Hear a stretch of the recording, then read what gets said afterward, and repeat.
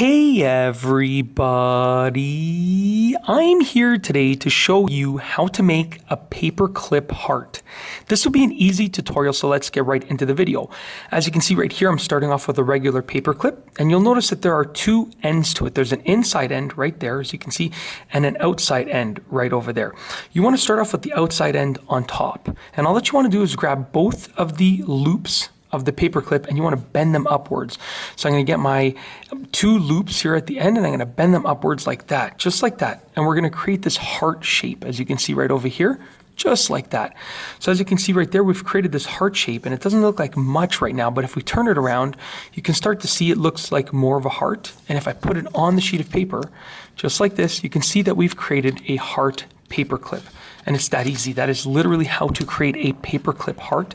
Very easy to do and very effective. And it actually does a really good job at holding sheets of paper together. All that you have to do is just, bend it to be the way that you want it to be and the thickness or the opening that you want it to be, and you'll be good to go.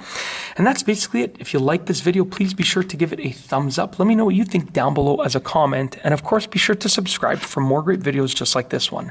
And that's all I have for you today. Thanks for watching.